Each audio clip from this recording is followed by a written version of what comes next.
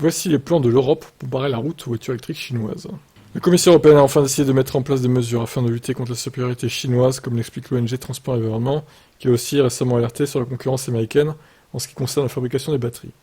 Cela va-t-il changer la stratégie de l'Europe? Pas forcément, car celle-ci n'a pas encore annoncé l'octroi de subventions comme le fait l'Amérique du Nord pour les batteries. Pour mémoire, l'Inflation Reduction Act prévoit une enveloppe de 370 milliards de dollars pour les entreprises qui jouent le jeu en produisant aux États-Unis avec des matériaux sourcés sur place.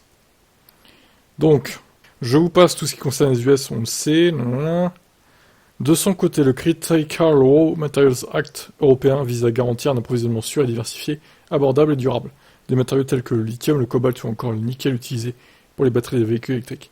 Ainsi, d'ici à 2030, au moins 40% de la transformation des matériaux devra se faire en Europe, tandis que 15% des matériaux recyclés devront être utilisés. Un objectif qui ne devrait pas être trop difficile à atteindre, alors que Mercedes promet un taux de recyclage de 96% de ses batteries grâce à une nouvelle usine qui sera implantée en Allemagne. Alors tous ceux qui disent que les batteries ça se recycle pas, hein, là clairement vous avez la preuve du contraire. Hein. Par ailleurs, la loi sur les matières premières critiques prévoit que l'Europe ne dépende pas d'un pays tiers unique pour plus de 65% de ses importations, pour chacune des 18 matières premières qu'elle a définies comme stratégiques. Pour cela, plusieurs stratégies seront mises en place, comme la signature de partenariats avec des pays d'Afrique, d'Amérique latine et du Nord, afin de réduire la dépendance à la Chine, car pour l'heure, la production de batteries de voitures électriques se fait majoritairement dans les pays du milieu, même si certains comme KTL commencent à s'implanter en Europe.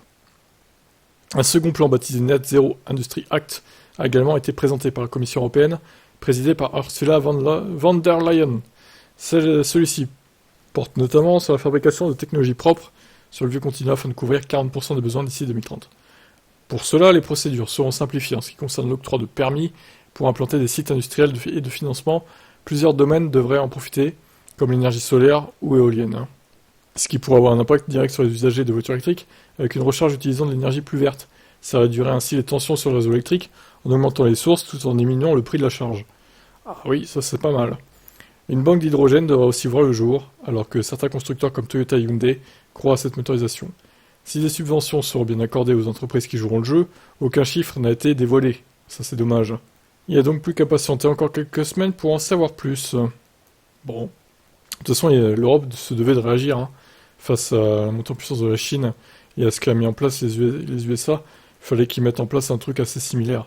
Bon, c'est ce qu'ils ont l'air de vouloir faire. Maintenant, on n'a pas de chiffres pour étayer tout ça, c'est un peu dommage. Je vous laisse commenter.